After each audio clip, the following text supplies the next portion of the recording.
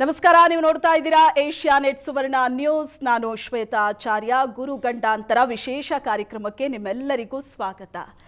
ಒಂದು ಮಾತಿದೆ, ಮುಂದೆ ಗುರಿ ಹಿಂದೆ ಗುರು ಇದ್ರೆ ಜೀವನದಲ್ಲಿ ಏನ್ ಬೇಕಾದ್ರೂ ಸಾಧಿಸಬಹುದು ಅಂತ. ಆದ್ರೆ ಅದರ ಜೊತೆಗೆ ಗುರುವಿನ ಬಲ ಒಂದಿದ್ರೆ ಮನುಷ್ಯನಿಗೆ ಕಾಲ ಕಾಲಕ್ಕೆ ಏನೇನಾಗಬೇಕೋ ಅವೆಲ್ಲವೂ ಫಲಗಳು ಕೂಡ ಸಿಗ್ತಾ ಹೋಗುತ್ತೆ. ಒಂದು ಒಳ್ಳೆಯದು ಜೀವನದಲ್ಲಿ ನಡಿಬೇಕು, ಒಳ್ಳೆ ವಿದ್ಯಾಭ್ಯಾಸ, ಉದ್ಯೋಗ, ಮದುವೆ ಆಗಬೇಕು, ಮಕ್ಕಳಾಗಬೇಕು, ಯಶಸ್ಸು ಸಿಗಬೇಕು ಜೀವನದಲ್ಲಿ, ಇವೆಲ್ಲವೂ ಬೇಕು ಅಂದಾಗ ಗುರುವಿನ ಬಲ ಇರಬೇಕು. ಆದರೆ ಗುರುವಿನ ಬಲ ಇಲ್ಲ ಅಂದಾಗ ಜೀವನದಲ್ಲಿ ಏನಾಗತ್ತೆ? ಈಗ ಗುರುವಿಗೆ ಮೌಢ್ಯ ಅಂತ ಹೇಳ್ತಾರೆ. ಗುರುವಿಗೆ ಮೌಢ್ಯ ಅಂದ್ರೆ ಏನು? ಗುರು ಅಸ್ತಂಗತ ಅಂದ್ರೆ ಏನು? ಅದರಿಂದ ಆಗುವಂತಹ ಬದಲಾವಣೆಗಳೇನು? ಏನೇನು ಫಲಗಳು ಸಿಗತ್ತೆ? ಹಾಗಾದ್ರೆ ಯಾವೆಲ್ಲ ವಿಷಯಗಳಲ್ಲಿ ಬಹಳ ಹುಷಾರಾಗಿರಬೇಕು? ಯಾಕಂದ್ರೆ ಗುರು ಮೌಢ್ಯನಾದಾಗ ಬಹಳ ಎಚ್ಚರಿಕೆಯಿಂದ ಇರಬೇಕು ಅಂತ ಹೇಳ್ತಾರೆ. ಜೀವನದಲ್ಲಿ ನಾವು ಏನೆಲ್ಲ ಎಚ್ಚರಿಕೆಯನ್ನ ವಹಿಸಬೇಕು ಅನ್ನೋದರ ಬಗ್ಗೆ ಈ ವಿಶೇಷ ಕಾರ್ಯಕ್ರಮದಲ್ಲಿ ನಾವು ನಿಮಗೆ ತಿಳಿಸ್ಕೊಡ್ತಾ ಹೋಗ್ತೀವಿ. ಜ್ಯೋತಿಷ್ಯದ ಪ್ರಕಾರ ಇರುವಂತಹ 9 ಗ್ರಹಗಳಲ್ಲಿ 9 ಗ್ರಹ ತಮ್ಮ ರಾಶಿ ಮತ್ತು ನಕ್ಷತ್ರಗಳನ್ನ ಬದಲಾಯಿಸುತ್ತೆ. ಅವು ಕಾಲ ಕಾಲಕ್ಕೆ ತಮ್ಮ ಅಸ್ತಮ ಮತ್ತು ಉದಯ ಸ್ಥಾನಗಳನ್ನ ಸಹ ತಲುಪತ್ತೆ. ಈಗ ಮೌಢ್ಯನಾಗಿರುವಂತಹ ಗುರು ನಂತರ ಕರ್ಕಾಟಕ ರಾಶಿಯಲ್ಲಿ ಉದಯಿಸ್ತಾನೆ. ಆಗ ಆಗುವಂತಹ ಬದಲಾವಣೆಗಳೇನು?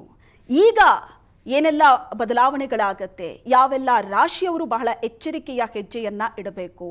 ಗುರು ಅಸ್ತಂಗತ ಅಂದಾಗ, ಗುರು ಮೌಢ್ಯ ಅಂದಾಗ ಅದರ ಫಲಗಳೇನು? ಕೇವಲ ಜನಜೀವನದ ಮೇಲೆ ಮಾತ್ರ ಅಲ್ಲ, ನಮ್ಮ ರಾಜ್ಯದ ಮೇಲೆ ಏನಾಗುತ್ತೆ, ಪ್ರಕೃತಿ ಮೇಲೆ ಏನಾಗುತ್ತೆ, ದೇಶ ರಾಜಕೀಯ ವ್ಯವಸ್ಥೆಗಳ ಮೇಲೆ ಏನೇನಾಗುತ್ತೆ, ಇವೆಲ್ಲದರ ಬಗ್ಗೆಯೂ ಕೂಡ ಇವತ್ತಿನ ಈ ವಿಶೇಷ ಕಾರ್ಯಕ್ರಮದಲ್ಲಿ ನಾವು ನಿಮಗೆ ಸಾಕಷ್ಟು ಮಾಹಿತಿಯನ್ನು ತಿಳಿಸ್ಕೊಡ್ತಾ ಹೋಗ್ತೀವಿ. ಯಾಕಂದರೆ ಜ್ಯೋತಿಷ್ಯದ ಬಗ್ಗೆ ಜ್ಞಾನ ಇರೋರಿಗೆ, ಅದರ ಬಗ್ಗೆ ಒಲವಿರೋರಿಗೆ ಗುರು ಮೌಢ್ಯ ಅಂದಾಗ ಒಂದು ಆತಂಕ ಅಂತೂ ಇದ್ದೇ ಇರುತ್ತೆ. ಗುರುವಿನ ಮೌಢ್ಯದಿಂದ ಏನೆಲ್ಲ ಆಗತ್ತೆ ಅಂತ ಆ ಪ್ರಶ್ನೆಗಳಿಗೆ ಇವತ್ತಿನ ಕಾರ್ಯಕ್ರಮದಲ್ಲಿ ಉತ್ತರ ಪಡೆಯೋಣ. ಇವತ್ತಿನ ಈ ವಿಶೇಷ ಕಾರ್ಯಕ್ರಮದಲ್ಲಿ ಎಲ್ಲ ಪ್ರಶ್ನೆಗಳಿಗೆ ಉತ್ತರವನ್ನ ಕೊಡೋದಕ್ಕೆ ನಮ್ಮ ಜೊತೆ ಇದ್ದಾರೆ ಸಂಸ್ಕೃತ ಮತ್ತು ಧರ್ಮಶಾಸ್ತ್ರ ಪಂಡಿತರು, ಖ್ಯಾತ ಜ್ಯೋತಿಷಿಗಳಾಗಿರುವಂತಹ ಶ್ಯಾಮ್ ಪ್ರಕಾಶ್ ಶರ್ಮಾ ಅವರು. ಶ್ಯಾಮ್ ಪ್ರಕಾಶ್ ಶರ್ಮಾ ಅವರೇ ನಮಸ್ತೆ, ಕಾರ್ಯಕ್ರಮಕ್ಕೆ ಸ್ವಾಗತ. ಇನ್ನು ಖ್ಯಾತ ಜ್ಯೋತಿಷಿಗಳಾಗಿರುವಂತಹ ಹರೀಶ್ ಕಶ್ಯಪ್ ಅವರು ನಮ್ಮ ಜೊತೆ ಇದ್ದಾರೆ. ಕಶ್ಯಪ್ ಅವರೇ ನಮಸ್ತೆ, ಕಾರ್ಯಕ್ರಮಕ್ಕೆ ಸ್ವಾಗತ. ನಮಸ್ಕಾರ. ಗುರು ಮೌಢ್ಯ ಎಲ್ಲೂ ನೋಡಿದ್ರು ನಮ್ಗೆ ಈ ಒಂದು ವರ್ಡ್ ಕೇಳೋದಕ್ಕೆ ಸಿಗತ್ತೆ, ಗುರು ಮೌಢ್ಯ, ಗುರು ಅಸ್ತ ಅಂತ. ಏನಿದು ಮೌಢ್ಯ ಅಂದ್ರೆ ಏನು? ಗುರು ಶ್ರೀರ್ಬ್ರಹ್ಮಣೋ ವಿಷ್ಣು ಸುರಾಣಾಂಚ ಗುರೋರ್ಗುರು ಮೂಲಭೂತ ಗುರು ಸರ್ವಜನಾನಾಂ ಪುರುಷೋತ್ತಮ ಶ್ರೀ ಗುರುಭ್ಯೋ ನಮಃ. ಇದು ಗುರು ಗಂಡಾಂತರದ ಜೊತೆಗೆ ಇನ್ನೊಂದು ಗಂಡಾಂತರವನ್ನು ಸೇರಿಸಬೇಕು ಇವತ್ತಿನ ಕಾರ್ಯಕ್ರಮಕ್ಕೆ. ನಾಳೆಯಿಂದ ಶನಿ ಗಂಡಾಂತರ ಉಂಟು. ಗುರುವಿಗಿಂತ ಭಯಂಕರ. ನಾಳೆಯಿಂದ ಒಂದು ಮೀನರಾಶಿಯಲ್ಲಿ ಶನಿಯು ವಕ್ರಿ ಆಗ್ತಾನೆ, ಗುರುವು ಅಸ್ತನಿದ್ದಾನೆ. ಎರಡೂ ಗಂಡಾಂತರವೇ. ವಕ್ರಿಣಾಂ ಮಹಾವೀರ್ಯ ಅಂತ. ಶುಭರಾದರೆ ಅತ್ಯಧಿಕವಾಗಿರ್ತಕ್ಕಂಥ ಶುಭರಾಗ್ತಾರೆ ಶುಭಗ್ರಹರಾದರೆ. ಪಾಪಗ್ರಹರು ವಕ್ರಿಯಾದಾಗ ಅವರು ಅತೀವ ಬಾಧಾಕಾರಿಗಳಾಗ್ತಾರೆ. ಪಾಪಗ್ರಹನು ಗುರುವಿನ ಮನೆಯಲ್ಲಿದ್ದಾಗ ಅವನು ವಕ್ರಿಯಾದಾಗ ನಾನಾ ಬಗೆಯ ಪಾಪಕರ್ಮಗಳು, ನಾನಾ ಬಗೆಯ ಸಮಸ್ಯೆಗಳು ಉಲ್ಬಣ ಆಗ್ತದೆ. ನಾವು ನೋಡ್ತಾ ಇದ್ದೀವಿ ಒಂದು ವಾರದಿಂದ ನಮ್ಮ ಪರಿಸ್ಥಿತಿ, ನಮ್ಮ ದೇಶದ ಪರಿಸ್ಥಿತಿ, ನಮ್ಮ ದೇಶದ ರಾಜಕೀಯ ಪರಿಸ್ಥಿತಿಗಳು ಇತ್ಯಾದಿಗಳು ಇದೆಲ್ಲವೂ ಕೂಡ ಒಂದಕ್ಕೊಂದಕ್ಕೆ ಕೋಇನ್ಸಿಡೆಂಟಲಿ ಅಂತಂತ ಸಾಮಾನ್ಯ ಜನಕ್ಕೆ ಅನಿಸ್ಬಹುದು. ಅಂದರೆ ಈ ರಾಜಕೀಯ ಉತ್ಪಾತಗಳಾಗಲಿ ಅಥವಾ ಈ ಅಶಾಂತವಾಗಿರ್ತಕ್ಕಂಥ ವಾತಾವರಣಗಳಾಗಲಿ, ಆದರೆ ಯಾವುದೂ ಕೂಡ ಬರೀ ಕೋಇನ್ಸಿಡೆಂಟಲ್ ಆಗಿರಲ್ಲ. ಇದೇ ಸಮಯದಲ್ಲಿ ಶನಿಯು ವಕ್ರಿ ಆಗುವ ಇನ್ನೇನು ದಿನ, ನಾಳೆಯಿಂದ ಆಯಿತಾ, ನಾವು ಇವಾಗ ಲೈವ್ ಇದ್ದೀವಿ ಅಲ್ವಾ, ನಾಳೆಯಿಂದ ಇನ್ನು ಗುರು ಆಲ್ರೆಡಿ ವಕ್ರಿ ಆಗಿ 5 ದಿನ ಆಯಿತು, 5-6 ದಿನ ಆಗಿರಬೇಕು ಆಯಿತಾ, ಅಸ್ತನಾಗಿ. ಆಗಸ್ಟ್ 10ನೇ ತಾರೀಕುವರೆಗೂ ಅಸ್ತದೋಷ ಇರ್ತದೆ. ಸೊ ಇದೇ ಸಮಯದಲ್ಲಿ ನಾವು ಈ ಹಿಂದೆ ಗುರು ಅಸ್ತ ಆಗಿಲ್ವೇ, ನರೇಂದ್ರ ಮೋದಿ ಅವರ ಕಾಲಮಾನದಲ್ಲಾಗಲಿ ಈ ಹಿಂದೆ ಶನಿ ವಕ್ರಿ ಆಗಿಲ್ವೇ, ಇದೆಲ್ಲ ಯೋಚನೆ ಮಾಡಬೇಕಾಗತ್ತೆ.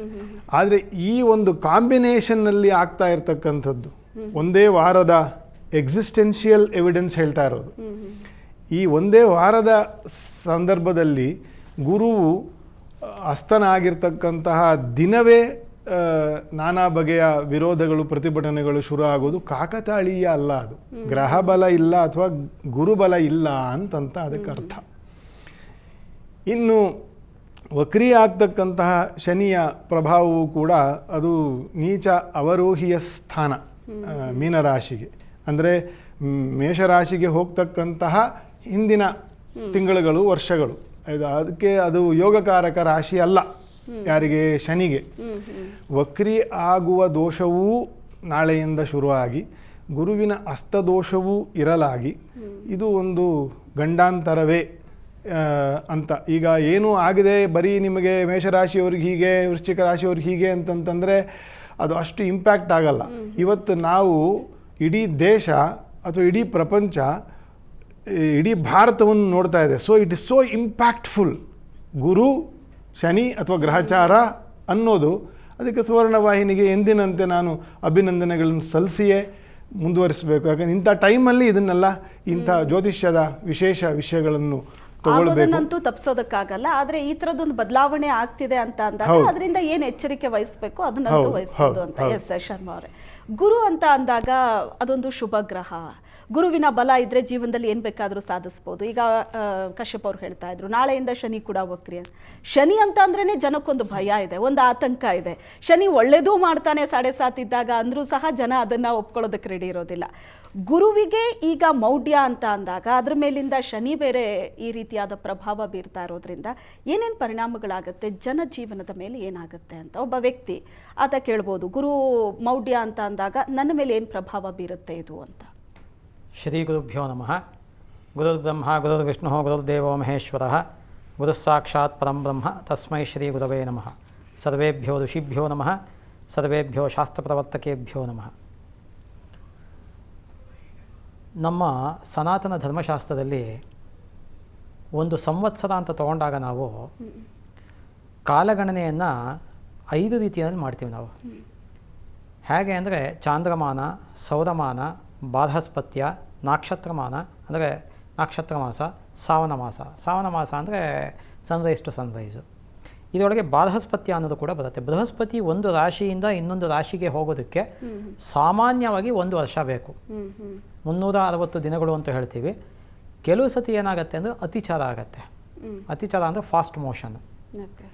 ಈ ಥರ ಆದಾಗ ಅಲ್ಲಿ ಫಲ ಬೇರೆ ಆಗುತ್ತೆ. ಅದು ನಮಗೆ ಅಕ್ಟೋಬರ್ 31 ಅದು ಅತಿಚಾರ. ಈಗ ಸದ್ಯಕ್ಕಿರ್ತಕ್ಕಂಥದ್ದು ನಮಗೆ ಗುರು ಅಸ್ತ.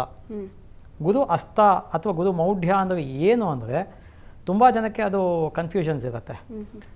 ಸೂರ್ಯನೊಟ್ಟಿಗೆ ಯಾವುದೇ ಗ್ರಹಗಳು ಬಂದಾಗ ಅಸ್ತರಾಗ್ತಾರೆ ಅಂತ ಶಾಸ್ತ್ರ ಹೇಳುತ್ತೆ, ಜ್ಯೋತಿಷ್ ಶಾಸ್ತ್ರ ಹೇಳುತ್ತೆ. ಯಾವುದೇ ಗ್ರಹ ಬಂದರೂ ಅದರೊಳಗೆ ಜನಗಳಿಗೆ ಕೆಲವರು ಕುಜಾದಿ ಪಂಚತಾರಾ ಗ್ರಹಗಳು ಅಂತ ಹೇಳ್ತಾರೆ. ಕುಜಾದಿ ಪಂಚತಾರಾ ಗ್ರಹಗಳಿಗೆ ವಕ್ರೀಗತಿ ಬರುತ್ತೆ. ಸೂರ್ಯ ಚಂದ್ರರಿಗೆ ವಕ್ರೀಗತಿ ಇಲ್ಲ, ರಾಹುಕೇತುಗಳಿಗೆ ಸದಾ ವಕ್ರೀಗತಿ. ಇಲ್ಲಿ ನಮಗೆ ಸೂರ್ಯನೊಟ್ಟಿಗೆ ಚಂದ್ರ ಬಂದಾಗಲೂ ಕೂಡ ಸಾಮಾನ್ಯವಾಗಿ ಸೂರ್ಯನೊಟ್ಟಿಗೆ ಚಂದ್ರ ಬರೋದಂದ್ರೆ ಅಮಾವಾಸ್ಯೆ ಹಿಂದಿನ ದಿನ, ಅಮಾವಾಸ್ಯೆ ದಿನ ಈ ಥರ ಬರುತ್ತೆ. ಅದನ್ನು ನಾವು ಮೌಢ್ಯ ಅಂತ ಅಂತಾರೆ, ಅದನ್ನು ಅಸ್ತ ಅಂತಲೇ ಹೇಳೋದು. ಅದೇ ರೀತಿಯಲ್ಲಿ ಕುಜಾದಿ ಈ ಥರ ಗ್ರಹಗಳು ಬಂದಾಗಲೂ ಕೂಡ ಮೌಢ್ಯ ಅಥವಾ ಅಸ್ತ ಅಂತ ಕರಿತೀವಿ ನಾವು.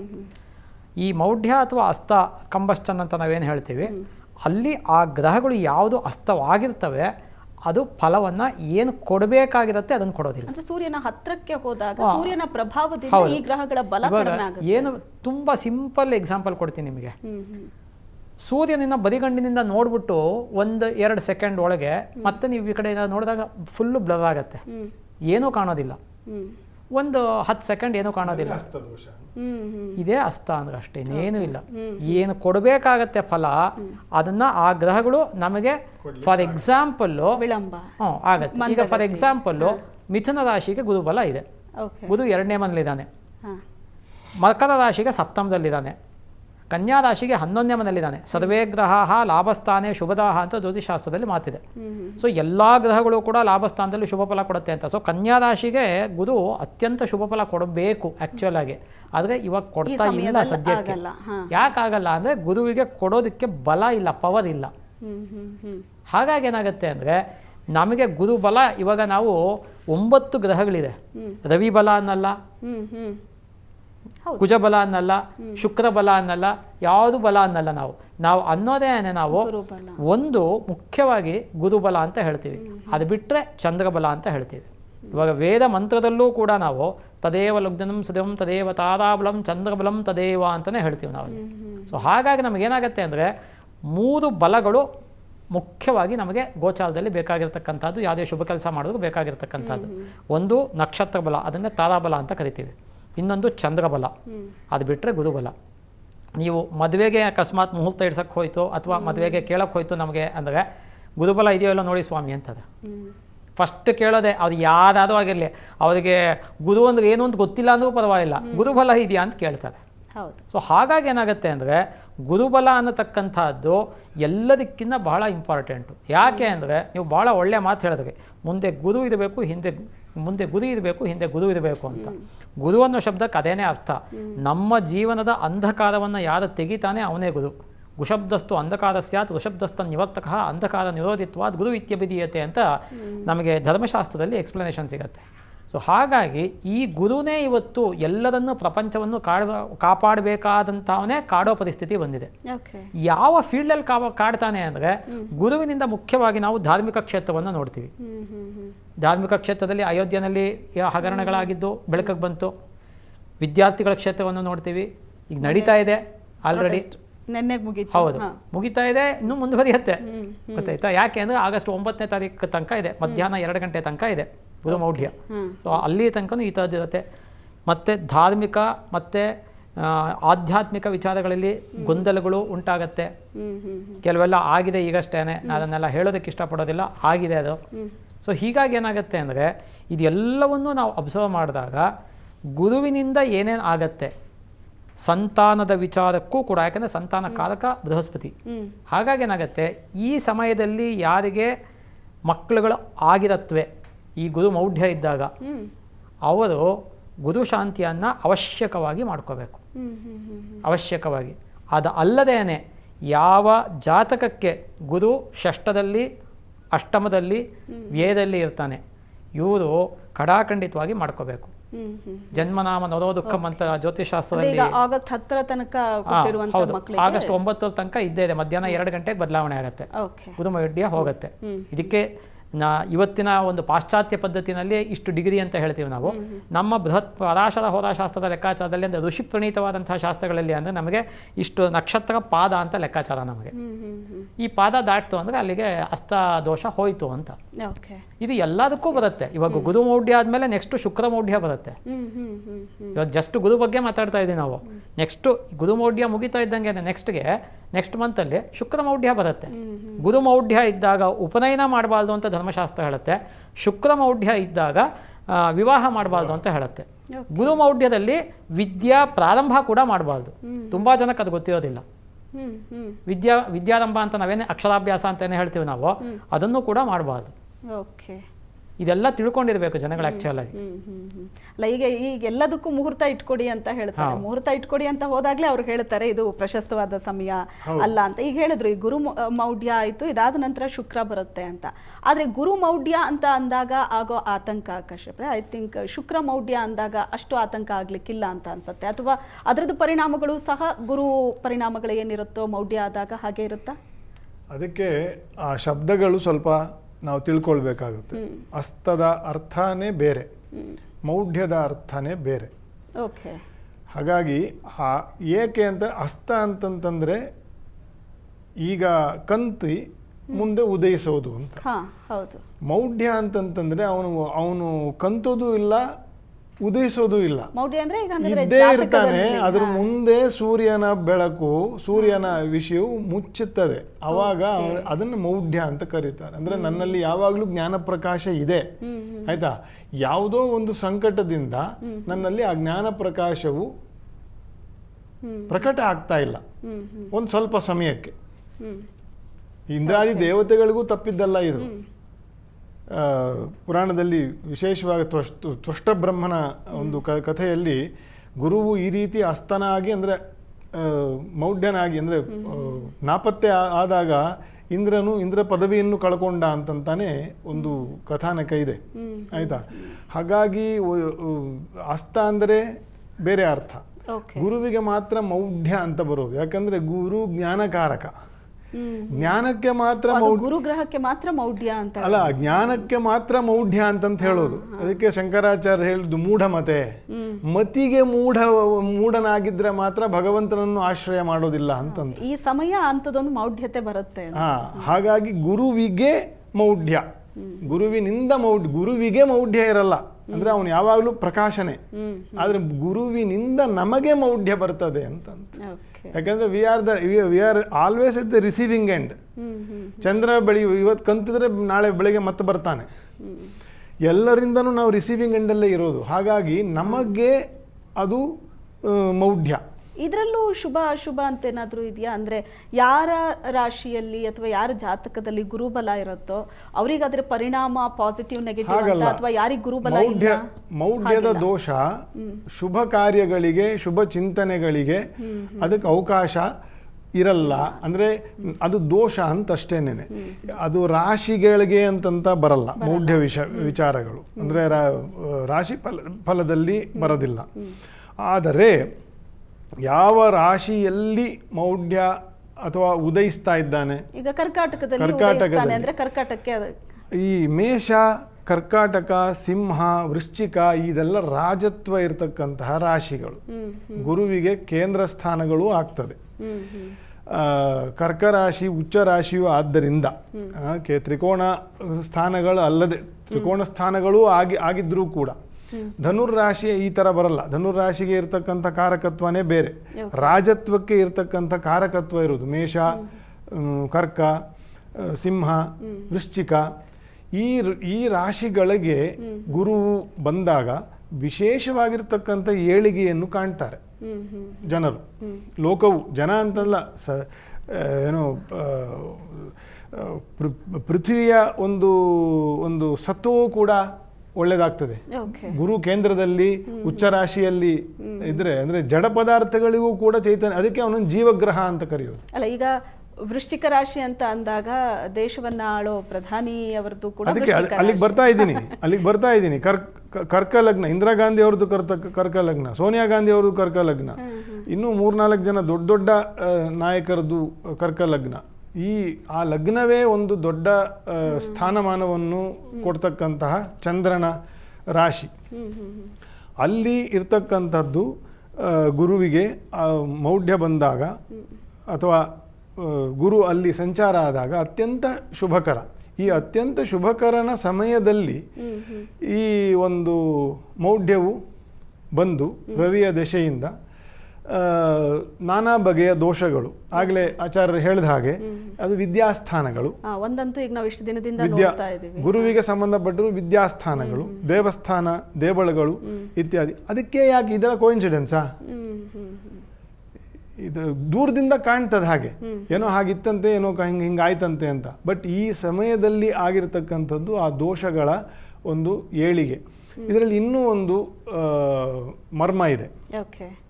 ಈ ಗುರುವು ಈ ವರ್ಷದ ಕಾರಕ ಕೂಡ. ಅಂದರೆ ಹೀ ಈಸ್ ದ ಕಿಂಗ್.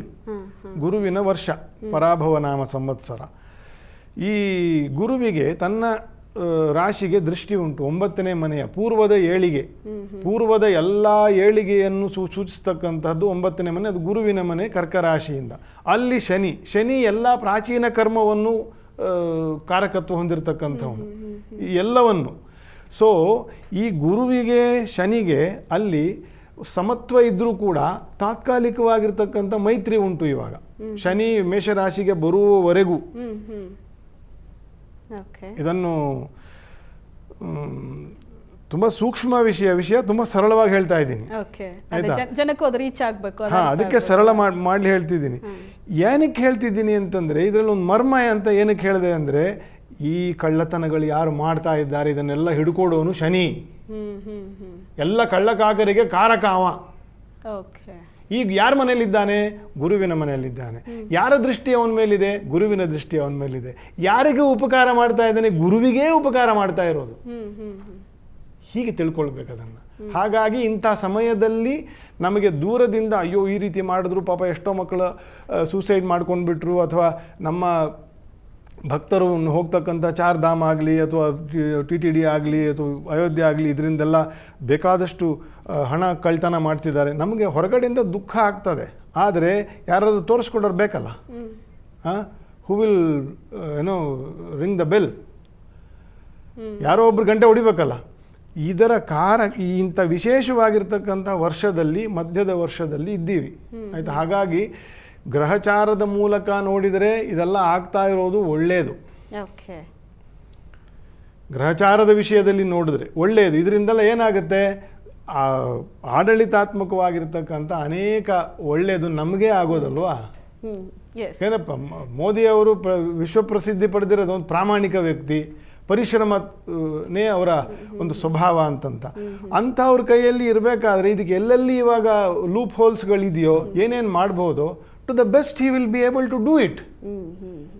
ಇದು ತೋರಿಸ್ಕೊಡೋರು ಯಾರು? ಯಾಕಂದ್ರೆ ಎಲ್ಲಾ ಕಡೆ ಸಮಸ್ಯೆಗಳಂತೂ ಆಗ್ತಾ ಇದೆ, ಗೊಂದಲಗಳಿದೆ. ಇದರ ಪ್ರಭಾವ ಏನಕ್ಕೆ ಗುರು ಗಂಡಾಂತರ, ಶನಿಯ ಅನುಕೂಲದಿಂದ ತೋರಿಕೆಗೆ ಅದು ಗಂಡಾಂತರ.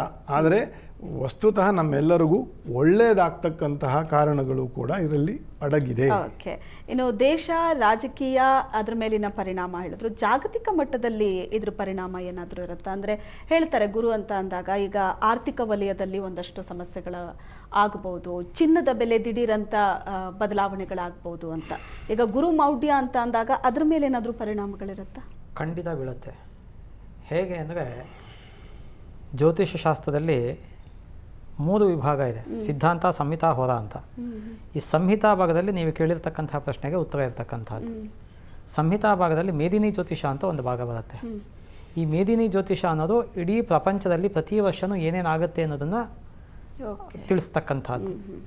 ಇಲ್ಲಿ ನಮಗೆ ಗುರು ಅಸ್ತ ಆಗಿದ್ದಾಗ ಯಾವ್ಯಾವ ಥರ ಒಂದು ಜಾಗತಿಕ ಮಟ್ಟದಲ್ಲಿ, ಇಡೀ ದೇಶದಲ್ಲಿ, ರಾಜ್ಯದಲ್ಲಿ ಆಗ್ಬೋದು, ದೇಶದಲ್ಲಿ ಆಗ್ಬೋದು, ಇಡೀ ಪ್ರಪಂಚದಲ್ಲಿ ಆಗ್ಬೋದು, ಎಲ್ಲಿ ಬೇಕಾದ್ರೂ ಆಗ್ಬೋದು. ಗ್ಲೋಬಲ್ ಅಂತ ನಾವೇನು ಹೇಳ್ತೀವಿ, 3 ಹಂತದಲ್ಲೂ ಕೂಡ, state wise, country wise, global 3 ಕಡೆನೂ ಕೂಡ ತೊಂದರೆಗಳು ಉಂಟಾಗ್ತಕ್ಕಂಥದ್ದು ಇದೆ.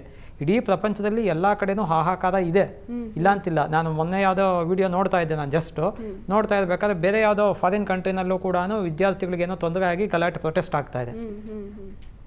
ಸೊ ನಾನು ವೆರಿ ಫಸ್ಟಲ್ಲೇ ಹೇಳಿದೆ ಅದನ್ನು, ವಿದ್ಯಾರ್ಥಿಗಳಿಗೆ ತೊಂದರೆ ಆಗುತ್ತೆ, ಮಕ್ಕಳುಗಳಿಗೆ ತೊಂದರೆ ಆಗುತ್ತೆ. ಯಾಕೆ? ಗುರು ಸಂತಾನಕಾರಕ, ಮಕ್ಕಳುಗಳಿಗೆ ತೊಂದರೆ ಆಗುತ್ತೆ, ವಿದ್ಯಾರ್ಥಿಗಳಿಗೆ. ಮತ್ತು ಆರ್ಥಿಕ ಪರಿಸ್ಥಿತಿನಲ್ಲಿ ಏರುಪೇರು ಉಂಟಾಗ್ತಕ್ಕಂಥದ್ದು. ಆರ್ಥಿಕ ಪರಿಸ್ಥಿತಿ ಅಂದಾಗ ನಾವು ಸಾಮಾನ್ಯವಾಗಿ ಇವತ್ತು ಯಾವ ಥರ ಲೆಕ್ಕ ಹಾಕ್ತೀವಿ ಅಂದರೆ ಡಾಲರ್ ಅಂತ ಲೆಕ್ಕ ಹಾಕ್ಕೊಂಡ್ಬಿಡ್ತೀವಿ. ಆದರೆ ಡಾಲರ್ ಅಲ್ಲ ಲೆಕ್ಕಾಚಾರ, ನಮಗೆ ಬಂಗಾರ ಲೆಕ್ಕಾಚಾರ. ನೀವು ಯಾವುದೇ ದೇಶಕ್ಕೆ ಹೋದ್ರೂ ಆ ದೇಶದ ಕರೆನ್ಸಿ ಇಲ್ಲ ಅಂದ್ರೆ ಬಂಗಾರ ಇದೆ ಅಂದರೆ ಅದನ್ನು ಅಕ್ಸೆಪ್ಟ್ ಮಾಡ್ತಾರೆ. ಇತ್ತೀಚಿನ ದಿನಗಳಲ್ಲಿ ನಾವು ಬಹಳ ನೋಡಿದ್ದೀವಿ, ಬಂಗಾರದಲ್ಲಿ ಆ ಬಂಗಾರದಲ್ಲಿ ಏರ್ಪೇರು ಆಗ್ತಾನೆ ಇದೆ, ಹೀಗೆ ಆಗ್ತಾನೆ ಇರುತ್ತೆ ಅದು. ಇದು ಎಲ್ಲನೂ ಮತ್ತು ಧಾರ್ಮಿಕ ಕ್ಷೇತ್ರದಲ್ಲೂ ಆಗುತ್ತೆ, ಆಧ್ಯಾತ್ಮಿಕ ಕ್ಷೇತ್ರಗಳಲ್ಲೂ ಯಾವುದು ಮಠಾಧಿಪತಿಗಳು, ಪೀಠಾಧಿಪತಿಗಳು ಇರ್ತಾರೆ, ಇವರಲ್ಲೂ ಆಗುತ್ತೆ, ರಾಜಕೀಯ ವಲಯದಲ್ಲೂ ಆಗುತ್ತೆ. ಯಾತಕ್ಕಾಗುತ್ತೆ ರಾಜಕೀಯ ವಲಯದಲ್ಲಿ ಅಂದರೆ ರವಿ ಗುರು ಒಟ್ಟಿಗೆ ಇದ್ರೇ ಗುರು ಅಸ್ತ ಆಗೋದು. ಸೊ ಹಾಗಾಗಿ ಏನಾಗುತ್ತೆ ಅಂದರೆ ರಾಜಕೀಯ ವಲಯದಲ್ಲೂ ಕೂಡ ಇದು ಇನ್ನೂ ಒಂದು 10-15 ದಿನಗಳಲ್ಲಿ ಖಂಡಿತವಾಗ್ಲೂ ಯಾವುದಾದ್ರು ಒಂದಲ್ಲ ಒಂದು ಇಡೀ ದೇಶದಲ್ಲೋ ರಾಜ್ಯದಲ್ಲೋ ಯಾವುದಾದ್ರು ಒಂದು ಹೊಸ ಸ್ಕ್ಯಾಮೋ ಸ್ಕ್ಯಾಂಡಲ್ಲೋ ಏನೇನೋ ಹೇಳ್ತಾ ಇರ್ತಾರಲ್ಲ, ಈ ಥರದ್ದೆಲ್ಲ ಆಗ್ತಕ್ಕಂಥದ್ದು ಬೆಳಕಿಗೆ ಬರುತ್ತೆ. ಆಗಸ್ಟ್ 9ರ ಒಳಗೆ ಖಂಡಿತವಾಗ್ಲೂ ಬೆಳಕಿಗೆ ಬರುತ್ತೆ. ನಾನು ಹೇಳೋದೇನು ಅಂದರೆ ವಿದ್ಯಾರ್ಥಿಗಳು ಆದಷ್ಟು ಎಚ್ಚರಿಕೆಯಲ್ಲಿರೋದು ಒಳ್ಳೆಯದು. ಯಾಕೆಂದರೆ ಯಾವುದೋ ಇದೆಲ್ಲ ಪ್ರೊಟೆಸ್ಟ್ ಮಾಡ್ತಾರೆ, ಇವ್ರು ಯಾವುದೋ ಹೋಗಿ ಯಾವುದೋ ಇವಾಗ FIR ದಾಖಲಾಗೋದನ್ನು ರದ್ದು ಮಾಡಿ ಅಂತ ಕೇಳ್ತಾ ಕೂತಿದ್ದಾರೆ. ಈ ಥರದ್ದೆಲ್ಲ ಆಗ್ತಕ್ಕಂಥದ್ದು ಯಾತಕ್ಕಾಗತ್ತೆ? ತುಂಬ ಜನ ಇವಾಗ ಜ್ಯೋತಿಷ್ಯ ನಂಬದೇ ಇರ್ತಕ್ಕಂಥವ್ರು ಏನು ಹೇಳ್ತಾರೆ ಅಂದರೆ ಇದು ಕಾಕತಾಳೀಯ ಅಂತ ಹೇಳ್ತಾರೆ. ಕಾಕತಾಳೀಯ ಅಂದರೆ ನೀವು ಪ್ರತಿ ವರ್ಷನೂ ಹೀಗಾಗುತ್ತೆ, ಪ್ರತಿ ವರ್ಷ ಕಾಕತಾಳೀಯ ಅಂತಲೇ ಹೇಳ್ಕೊಂಡು ಬರೋದು ಅವರು. ಪ್ರತಿ ವರ್ಷನೂ ನೀವು ಏನೇ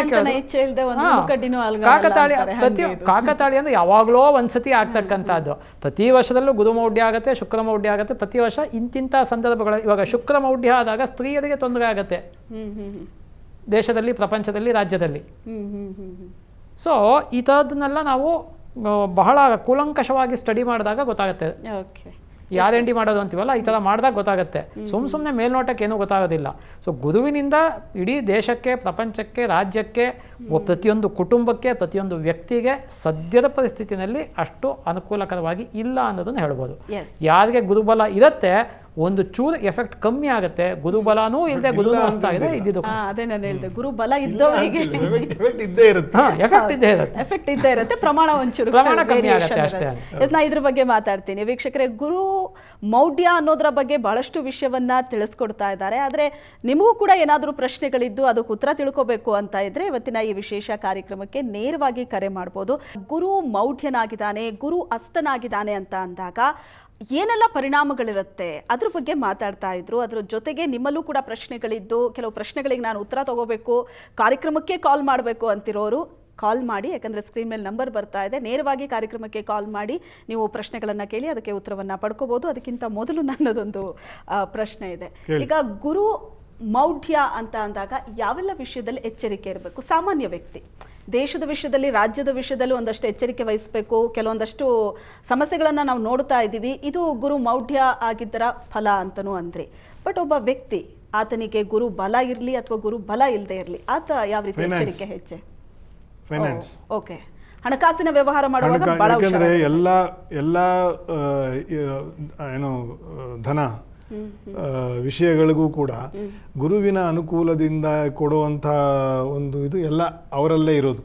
ಆಯ್ತಾ, ಬುಧನು ಬುದ್ಧಿ ಕೊಡ್ಬೋದು, ಶುಕ್ರನು ಬೇರೆ ಬೇರೆ ಐಶ್ವರ್ಯಗಳು ಕೊಡ್ಬೋದು, ಆದರೆ ಧನ ಉತ್ಪತ್ತಿ ಅಂದ್ರೆ ಈ ಟೈಮಲ್ಲಿ ಇನ್ವೆಸ್ಟ್ ಮಾಡಬಾರ್ದು ಅಥವಾ ಯಾರಿಗಾದ್ರೂ ಅಲ್ಲ, ಯಾರಿಗೂ ಹಣ ಕೊಟ್ಟು ಬಿಡೋದು, ಮತ್ತೆ ಕಷ್ಟ ಅಂತ ಅಂದ್ಬಿಟ್ಟು ಸ್ವಲ್ಪ ಏನೋ ಅಡ್ಜಸ್ಟ್ಮೆಂಟ್ ಮಾಡಿಕೊಂಡು ಕಾಯಬೇಕು.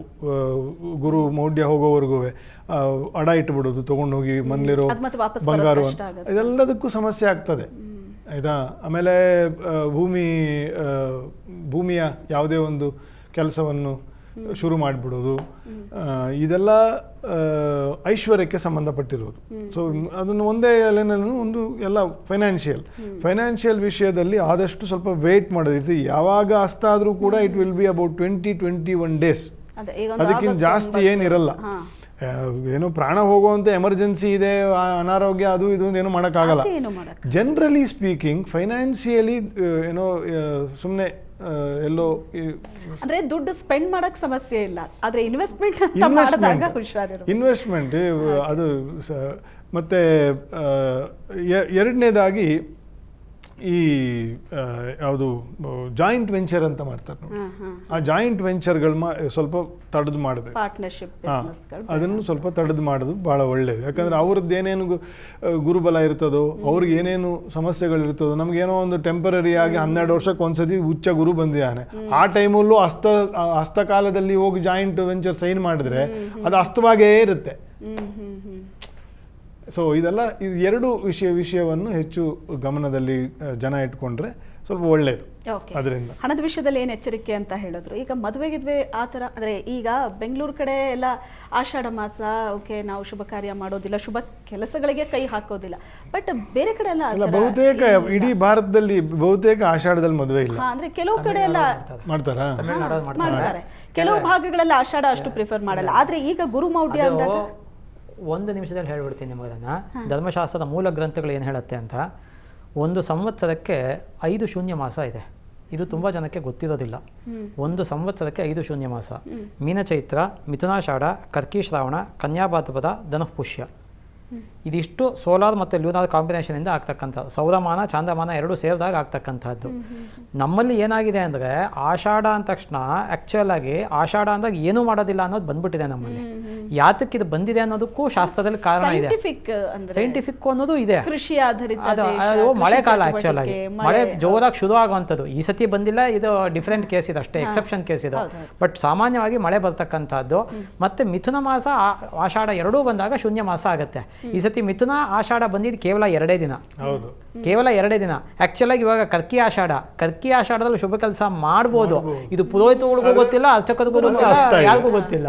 ಆದ್ರೆ ಏನಾಗಿದೆ ಅಂದ್ರೆ ಅಸ್ತ ಆಗಿದೆ. ಇವಾಗ ಅಸ್ತ ಆಗಿಲ್ದೆ ಹೋಗಿದ್ದಿದ್ರೆ ವಿವಾಹಾದಿ ಶುಭ ಕಾರ್ಯಗಳನ್ನ ಆಷಾಢದಲ್ಲಿ ತಮಿಳುನಾಡು ಕಡೆ ಮಾಡ್ತಾರೆ.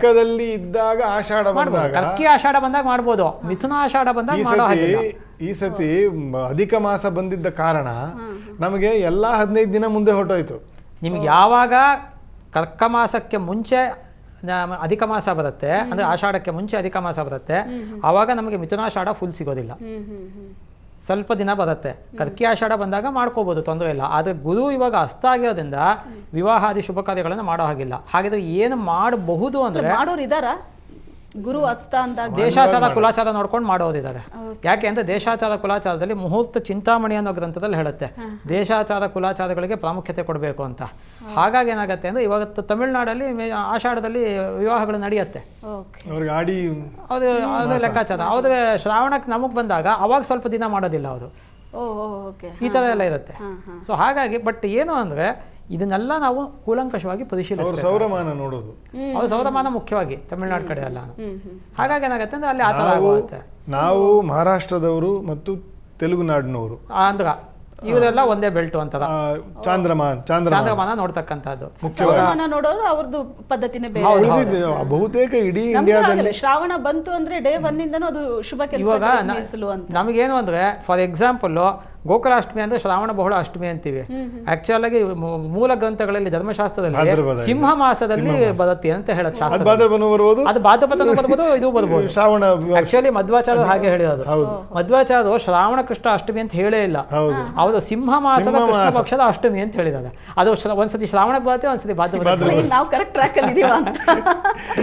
ಹಾಗೆ ಇನ್ನೂ ಒಂದು ಪಾಯಿಂಟ್ ಇದು ಹೇಳಿದ್ದಕ್ಕೆ ಆಡ್ ಮಾಡಬೇಕು ಅಂದ್ರೆ ಆರ್ಥಿಕ ವಲಯದಲ್ಲಿ ಬ್ಯಾಂಕಿಂಗ್ ವಿಚಾರದಲ್ಲಿ ಬ್ಯಾಂಕ್ನಲ್ಲಿ ಏನಾದ್ರು ಸ್ಕ್ಯಾಂಡಲ್ಗಳು ಆಗಿದ್ದು ಬೆಳಕಿಗೆ ಬರೋ ಚಾನ್ಸಸ್ ಇದೆ ಇನ್ನೊಂದು 10-15 ದಿನದಲ್ಲಿ. ಬ್ಯಾಂಕ್ನವ್ರು ಸ್ವಲ್ಪ ಎಚ್ಚರಿಕೆಯಲ್ಲಿ ಇರೋದು ಒಳ್ಳೇದು. ಬ್ಯಾಂಕಲ್ಲೂ ದುಡ್ಡು ಇಡಬಾರ್ದು ಅಲ್ಲ, ನೀವು ಇಡಬಾರ್ದು ಅಂತಲ್ಲ, ಬ್ಯಾಂಕಿನ ಇದ್ರೊಳಗೆ ಸ್ಕ್ಯಾಂಡಲ್ಸ್ ಆಗುವಂಥದ್ದು ಸ್ಕ್ಯಾಂಡಲ್ಗಳ ಬಗ್ಗೆ ಆಗುವಂಥದ್ದು ಇರುತ್ತೆ. ಬ್ಯಾಂಕ್ನವರು ಮ್ಯಾನೇಜರ್ ಎಲ್ಲ ಎಚ್ಚರಿಕೆಯಲ್ಲಿ ಇರೋದು ಸೂಕ್ತ ಇದು. ಯಾಕೆಂದ್ರೆ ಆರ್ಥಿಕ ವಲಯ ಅಂದಾಗ ಅದು ಸೇರ್ಕೊಳ್ಳುತ್ತೆ. ಗುರು ಮೌಢ್ಯ ಆಗೋದು ಸಾಮಾನ್ಯ, ಅಂದ್ರೆ ಆಗ್ತಾ ಇರುತ್ತೆ, ಪ್ರತಿ ವರ್ಷ ಆಗತ್ತೆ. ಆದ್ರೆ ಶನಿನೂ ಈ ರೀತಿ ಬ್ಯಾಕ್ ಟು ಬ್ಯಾಕ್ ವಕ್ರಿ ಅಂದಿದ್ದು, ಶನಿ ಮೌಢ್ಯ ಆಗತ್ತಲ್ಲ, ರವಿ ಒಟ್ಟಿಗೆ ಶನಿ ಬಂದಾಗ. ಈಗ ಒಂದು ವಿಶೇಷ ಇದೆ ಅದರಲ್ಲಿ. ಇದು ನಾನು ಆಗ್ಲೇ ನನಗೆ ಬಂತು, ನಮಗೆ ವಿಚಾರ ಮುಂದೆ ಹೊಟ್ಟೋಯ್ತು ಅಷ್ಟೇ. ಇದು ಶನಿಯ ವಿಷಯದ ಇತರೆ ಎಲ್ಲ ಗ್ರಹರು ಕೂಡ ರವಿಯಿಂದ ಅಸ್ತರಾಗ್ತಾರೆ. ಶನಿಗೆ ಅಸ್ತ ದೋಷ ಇಲ್ಲ. ಶನಿ ಒಬ್ಬನೇ ಅಸ್ತಕಾಲದಲ್ಲಿ ಸೂರ್ಯನಿಂದ ಹೆಚ್ಚು ಪವರನ್ನು ಜನರೇಟ್ ಮಾಡ್ಕೊಳ್ಳೋದು. ಇದೊಂದು ವಿಷಯ. ಸೂರ್ಯನ ಹತ್ರ ಬಾಕಿ ಗ್ರಹಗಳು ಹೋದಾಗ ಎಲ್ಲರೂ ಪ್ರಭಾವ ಕಮ್ಮಿ. ಶುಕ್ರ ಅಸ್ತ ಆಗ್ತಾನೆ, ಚಂದ್ರ ಅಸ್ತ ಆಗ್ತಾನೆ, ಬುಧ ನಿಯರೆಸ್ಟ್, ಎಲ್ಲರಿಗೂ ಸ್ವಲ್ಪ ಎಕ್ಸಾಮ್ಷನ್ ಇದೆ. ಬುಧಾದಿತ್ಯ ಬರುತ್ತೆ, ಅದನ್ನ ಸ್ವಲ್ಪ ಎಕ್ಸಾಮ್ಷನ್ ಇದೆ ಬುಧನಿಗೆ. ಬಾಕಿ ಗ್ರಹದ ಬಲ ಕಡಿಮೆ ಆಗುತ್ತೆ, ಆದ್ರೆ ಶನಿಯ ಬಲ ಕಡಿಮೆ ಆಗಲ್ಲ. ಅವನು ಹಿ ಇಸ್ ದ ಓನ್. ಯಾಕೆ ಅದಕ್ಕೊಂದು ಕಾರಣ ಏನಂತಂದ್ರೆ ಅವನು he is the farthest planet. ಅಸ್ತ ಆಗುವ ಒಂದು ಏನು ಪರಿಮಾಣ ಏನಿದೆ, ಆ ಪರಿಮಾಣದಿಂದ ಪರಿಧಿಯಿಂದ ದೂರ ಇದ್ದ. ಹಾಗಾಗಿ ಅವನಿಗೆ ಏನಾಗ್ತದೆ, ಇದು ರೇಡಿಯೇಷನ್ ಅದಕ್ಕೆ ಅವನ ಅಪ್ಪ ಮಕ್ಕಳಂತ ಕರೆಯೋದು. ಅಪ್ಪನಿಂದ ಮಗ ಯಾವತ್ತೂ ಅಸ್ತ ಆಗಲ್ಲ, ಅವನ ಶತ್ರುಗಳೇ ಆಗಿದ್ರು ಕೂಡ. ಇದೆಲ್ಲ ತಿಳ್ಕೊಬೇಕು ಆಯ್ತಾ. ತಂದೆಯಿಂದ ವಿಷಯ ಚೆನ್ನಾಗಿದೆ, ನಾ ಇದ್ರ ಬಗ್ಗೆ ಮತ್ತೆ ಮಾತಾಡ್ತೀನಿ. ಒಂದು ಕಾಲ್ ಇದೆ, ರವಿಕುಮಾರ್ ಅಂತ ಕಾಲ್ ಮಾಡಿದ್ದಾರೆ. ನಮಸ್ತೆ ರವಿಕುಮಾರ್ ಅವರೇ. ನಮಸ್ತೆ ಮೇಡಮ್. ನಮಸ್ತೆ ಗುರುಗಳೇ. ತುಂಬಾ ಸೂಕ್ಷ್ಮವಾಗೆಲ್ಲ ಗುರು ಬಗ್ಗೆ ಹೇಳ್ಕೊಡ್ತಾ ಇದ್ದೀರಾ. ಸ್ವಲ್ಪ ಅದ್ರ ಬಗ್ಗೆ ನಮ್ಗೂ ಸ್ವಲ್ಪ ಗುರು ಬಗ್ಗೆ, ಗುರುಗಂಡ ಅಂತ ಬಗ್ಗೆ ಸ್ವಲ್ಪ ಭಯ, ಯಾವ ತರ ಇದ್ ಮಾಡ್ಬೇಕು ರಾಶಿ ಪ್ರಕಾರ ಅಂತ ಕೇಳೋಣ ಅಂತ ಫೋನ್ ಮಾಡ್ಬೇಕು. ಓಕೆ, ನಿಮ್ ಪ್ರಶ್ನೆ ಏನು ಕೇಳಿ. ಅದೇ ನನ್ ರವಿಕುಮಾರ್ ಅಂತ, ನನ್ನ ತುಲಾ ರಾಶಿ, ಸ್ವಾತಿ ನಕ್ಷತ್ರ. ನಮ್ಮ ಹೇಗಿದೆ, ನಮಗೆ ಆಲ್ರೆಡಿ 50-40 ವರ್ಷ. ಏನ್ ಕೆಲಸ ಮಾಡ್ತೀರಿ ರವಿಕುಮಾರ್? ನಮಸ್ಕಾರ. ನಾನು ಟೀಚರ್ ಆಗಿ ಕೆಲಸ ಮಾಡ್ತಾ ಇದ್ದೀನಿ ಗುರುಗಳೇ. ನೋಡಿ, ನೀವೇ ಗುರುಗಳು. ನಮ್ಮ ಅವ್ರ ಹೆಸರು ರವಿ, ಅವರು ಗುರುಗಳು. ನಿಮ್ಮ ಹೆಸರು ಬೇರೆ ರವಿ. ಹೌದೌದು. ಅದೇ ನಮ್ಮ ಕುಟುಂಬದ ಬಗ್ಗೆ. ಒಳ್ಳೇದಾಗ್ಲಿ. ತುಲಾ ರಾಶಿಗೆ ಈಗ ಅತ್ಯುತ್ತಮ ಗುರುಬಲ. ಏನು ಮುಟ್ಟಿದ್ದೆಲ್ಲ ಚಿನ್ನ ಆಗತ್ತೆ ಅಂತನ್ನೋ ವರ್ಷ ಇದು. ಯಾಕಂದರೆ ಕುಜನೂ ಅನುಕೂಲಕರ, ಬುಧನೂ ಸ್ವಕ್ಷೇತ್ರ. ಈಗ ಗುರುವು ಉಚ್ಚದಲ್ಲಿ, ರವಿಯೂ ಇಷ್ಟರಾಶಿ ಕರ್ಕ ಮತ್ತು ಸಿಂಹಚಾರದಲ್ಲಿ, ಶುಕ್ರನೂ ಸಿಂಹರಾಶಿಯಲ್ಲಿ ಬಲ ಇಲ್ಲ. ಆದರೂ ಕೂಡ ನಿಮಗೆ ಏಕಾದಶದ ರಾಶ್ಯಾಧಿಪತಿ ಏಕಾದಶದಲ್ಲಿ ಒಳ್ಳೆಯದಿದೆ. ಇದಕ್ಕೆ ಅಂತೂ ಪಂಚಮ ರಾಹುವಿನ ವಿಷಯದಿಂದ ಸ್ವಲ್ಪ ದೇವತಾ ಅನುಕೂಲಗಳು ಅಥವಾ ಏನೋ ಒಂದು ಅದಕ್ಕೆ ಸಂಬಂಧಪಟ್ಟಿರೋ ಕೆಲವುದೆಲ್ಲ ಕೆಲಸಗಳು ನಡೆಯಲ್ಲ. ನಿಮ್ಮ ಕುಲದೇವರಾಗಲಿ, ಇಷ್ಟ ದೇವರಾಗಲಿ, ಅಥವಾ ನೀವು ಉಪಾಸನೆ ಮಾಡಬೇಕು ಅಂತಂತ ಆಸೆ ಪಡುವ ವಿಷಯದಲ್ಲೆಲ್ಲ ಸ್ವಲ್ಪ ಹಿನ್ನಡೆ ಆಗ್ತದೆ. ಹಾಗಾಗಿ ರುದ್ರದೇವರನ್ನು ಅಂದರೆ ಈಶ್ವರ ದೇವರನ್ನು ವಿಶೇಷವಾಗಿ ಸೋಮವಾರದಂದು ಅಥವಾ ಮಂಗಳವಾರದಂದು ಪ್ರಾರ್ಥನೆ, ಪಂಚಾಕ್ಷರ ಜಪ, ರುದ್ರಾಭಿಷೇಕ, ಅಥವಾ ರುದ್ರವನ್ನು ನಿತ್ಯ ಕೇಳ್ತಕ್ಕಂಥದ್ದು, ಇದನ್ನೆಲ್ಲ ಮಾಡ್ತಾ ಪ್ರಾರ್ಥನೆ ಮಾಡಬೇಕು ಈಶ್ವರ ದೇವರಿಗೆ. ಈ ಒಂದು ಪಂಚಮದಲ್ಲಿ ಯಾವುದೇ ಪಾಪಗ್ರಹರ ಸಂಚಾರ ಇದ್ದಾಗ ಈಶ್ವರನ ಆರಾಧನೆಯನ್ನು ಮಾಡಿದರೆ ಮನಸ್ಸಿಗೆ ಕಾರಕ. ರುದ್ರನೂ ಮನಸ್ಸಿಗೆ ಕಾರಕ, ಪಂಚಮವೂ ಮನಸ್ಸಿಗೆ ಸಂಬಂಧಪಟ್ಟಿರ್ತಕ್ಕಂಥದ್ದು. ಮತ್ತು ಎಲ್ಲ ದೇವತೆಗಳ ಶಕ್ತಿಯೂ ಕೂಡ ಪಂಚಮದಿಂದ ಚಿಂತನೆ ಮಾಡಬೇಕು ಪ್ರಶ್ನಶಾಸ್ತ್ರದಲ್ಲಿ. ಸೊ ಹಾಗಾಗಿ ರುದ್ರದೇವರ ಆರಾಧನೆಯನ್ನು ವಿಶೇಷವಾಗಿ ಮಾಡಿ, ಒಳ್ಳೆಯದಾಗಲಿ. ಧನ್ಯವಾದಗಳು ಕಾಲ್ ಮಾಡಿದ್ದಕ್ಕೆ. ಈಗ ಚಿಕ್ಕಮಂಗ್ಳೂರಿನಿಂದ ಕವೀಶ್ ಕರೆ ಮಾಡಿದ್ದಾರೆ. ನಮಸ್ತೆ ಕವೀಶ್ ಅವರೇ. ನಮಸ್ತೆ ಮೇಡಮ್. ನಮಸ್ತೆ, ನಿಮ್ಮ ಪ್ರಶ್ನೆ ಏನು ಕೇಳಿ. ಮೇಡಮ್, ಅದೇ ನಂದು ವರ್ಕ್ ರಿಲೇಟೆಡ್, ನಾನು ಟೆಂಪ್ರರಿ ಆಗಿ ವರ್ಕ್ ಮಾಡ್ತಿದ್ದೀನಿ ಒಂದು ಬ್ಯಾಂಕಲ್ಲಿ. ಓಕೆ, ಅದು ಪರ್ಮನೆಂಟ್ ರಿಲೇಟೆಡ್ ಒಂಚೂರು ಕೇಳಬೇಕಿತ್ತು ಮೇಡಮ್. ಏನು ನಿಮ್ಮ ನಕ್ಷತ್ರ ರಾಶಿ ಗೊತ್ತಿದೆಯಾ ನಿಮಗೆ? ನಂದು ವೃಷಭ ರಾಶಿ, ಮೃಗಶಿರ ನಕ್ಷತ್ರ ಬರುತ್ತೆ ಸರ್. ಓಕೆ, ಮೃಗಶಿರ ನಕ್ಷತ್ರ ವೃಷಭ ರಾಶಿ. ಹಾಂ. ವೃಷಭ ರಾಶಿಯವರಿಗೆ ಸದ್ಯಕ್ಕೆ ಗುರುಬಲ ಇಲ್ಲ ಈಗ ಆ್ಯಕ್ಚುಲಾಗಿ. ಯಾಕೆಂದರೆ ಗುರು 3ನೇ ಮನೆಯಲ್ಲಿದ್ದಾನೆ, ಬಟ್ ಶನಿ ಬಲ ಇದೆ. ಶನಿ 11ನೇ ಮನೆಯಲ್ಲಿ ಇದ್ದಾನೆ. ಶನಿನೂ ಕೂಡ ನಾಳೆಯಿಂದ ವಕ್ರಗತಿಯಲ್ಲಿ ಬರ್ತಾನೆ. ಮತ್ತು ಆ ಶನಿ ದೃಷ್ಟಿ ವೃಷಭ ರಾಶಿಗೆ ಬೀಳುತ್ತೆ. ಆದ್ದರಿಂದ ಕೆಲಸ ಕಾರ್ಯಗಳು ಸ್ವಲ್ಪ ನಿಧಾನ ಆಗ್ತಕ್ಕಂಥದ್ದನ್ನು ಸೂಚಿಸ್ತಾ ಇದೆ. ಯಾವ ಒಂದು ರಾಶಿಗೆ ಶನಿಯ ದೃಷ್ಟಿ ಇರುತ್ತೆ ಆಗ ಅವ್ರಿಗೆ ಸ್ವಲ್ಪ ಕೆಲಸ ಕಾರ್ಯಗಳು ನಿಧಾನ. ವಿದ್ಯಾರ್ಥಿಗಳಾಗಿದೆ ಓದಿನಲ್ಲಿ ನಿಧಾನ. ನೀವು ಇವಾಗ ಬ್ಯಾಂಕಿನ ಬಗ್ಗೆನೇ ಮಾತಾಡ್ತಿದ್ವಿ, ಬ್ಯಾಂಕಿಂದನೇ ಫೋನ್ ಮಾಡಿದ್ದೀರ ನೀವು. ಅದು ಕೂಡ ಆಗತ್ತೆ, ಸ್ವಲ್ಪ ನಿಧಾನ ಡಿಲೇ ಆಗ್ತಕ್ಕಂಥ ಪಾಸಿಬಿಲಿಟಿ ಇದೆ. ಬಟ್ ಮುಂದಿನ ದಿನಗಳಲ್ಲಿ ಆಗ್ತಕ್ಕಂಥ ಒಂದು ಸೂಚನೆಯನ್ನು ಕೊಡ್ತಾ ಇದೆ ಅದು. ಓಕೆ, ಕೆಲಸ ಆಗತ್ತೆ ಬಟ್ ಸಮಾಧಾನವಾಗಿರಿ ಅಂತ. ಸುನೀತಾ ಅಂತ ಕರೆ ಮಾಡಿದ್ದಾರೆ, ಸುನಂದ ಅಂತ. ನಮಸ್ತೆ ಮಾ. ನಮಸ್ತೆ ಅಮ್ಮ. ನಮಸ್ತೆ, ಏನು ಪ್ರಶ್ನೆ ಇತ್ತು? ನಮ್ಮ ಮಗನ ಬಗ್ಗೆ ಕೇಳಬೇಕಾಗಿತ್ತು. ಹೇಳಿ, ಏನು ಪ್ರಶ್ನೆ? ನಮ್ಮ ಮಗಂದು ಇಂಜಿನಿಯರ್ ಓದೋದು ಮೇಡಮ್. ಓಕೆ, ಇನ್ನ ಎಲ್ಲೂ ಕೆಲಸ ಇಲ್ಲ. ಕುಂಭ ರಾಶಿ. ಹಾ, ಬೆಳಗ್ಗೆ 7:45 ಜನವರಿ ಜೂನ್ 12 ತಾರೀಕಿಗೆ ನಕ್ಷತ್ರ ಏನಮ್ಮ? ಕುಂಭರಾಶಿ ನಕ್ಷತ್ರ. ಕುಂಭ ರಾಶಿ ನಕ್ಷತ್ರ ಗೊತ್ತಿಲ್ಲ ಮೇಡಮ್. ನೋಡಿ, ಮೊದಲು ನೀವು ಕರೆ ಮಾಡಿದ್ದು ಆಸಕ್ತಿ ಉಳ್ಳವರು, ಅದಕ್ಕೆ ನಾನು ಸಂತೋಷ ಆಗ್ತದೆ. ಆದರೆ ಮೊದಲು ನೀವು ಒಂದು ಜಾತಕ ಕಾಪಿಯನ್ನು ನೀವು ಮಾಡಿಸ್ಕೊಂಡು ಇಟ್ಕೊಳ್ಬೇಕು. ಕೈಯಲ್ಲಿ ಅವರ ಜಾತಕವನ್ನು ಯಾವಾಗಲೂ ಇಟ್ಕೊಂಡಿರಬೇಕು. ಅದೇನು ಇವತ್ತಿನ ಕಾಲದಲ್ಲಿ ಏನು ಎಕ್ಸ್ಪೆನ್ಸಿವ್ ಕೆಲಸ ಏನಲ್ಲ ಅದು. ಜಾತಕ ಕಾಪಿಯನ್ನು ಇಟ್ಕೊಳ್ಳಿ, ಆಯಿತಾ? ಅದು ನಮ್ಮಂಥವ್ರು ಯಾರು ಸಿಕ್ಕಿದಾಗ ಅವ್ರ ಕೈಲಿ ಕೊಟ್ಟು ಬೇಗ ಏನಾದ್ರು ಬರ್ಸ್ಕೊಳ್ಳೋಕ್ಕೆ ಬೇಗ ಅನುಕೂಲ ಆಗುತ್ತೆ.